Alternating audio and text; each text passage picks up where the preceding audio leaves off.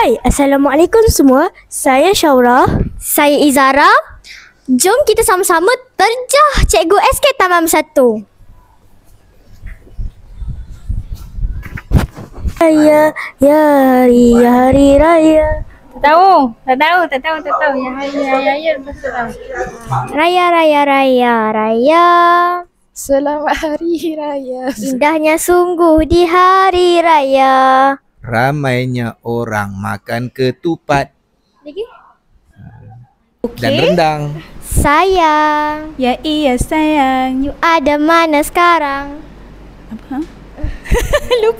Nak balik kampung. Kampung siapa dulu? Okay. Alamak, alamak, alamak. Alamak, raya lagi.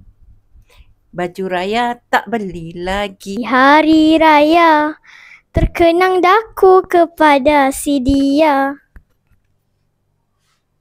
Alamak nanti. Ya hari raya. Ya hari raya. Hari kemenangan kita. Oh selamat hari raya. Ketipak ketipu sayang baju raya.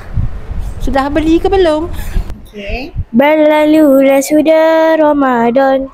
Sebulan berpuasa Tiba Syawal kita rayakan dengan Balik kampung. Oh balik kampung. Oh balik kampung. Hati girang. Okay. Sayang. Tak tahu. Lalulah sudah Ramadan. Kita berpuasa. Ada ketupat, ada rendang. Nasi impik dan kuah kacang. Assalamualaikum cikgu. Selamat Aidilfitri kepada saudara serta saudari. Minta mak kuih sepotong, beraya di hari raya yang mulia ini. Di hari raya, terkenang daku kepada si dia.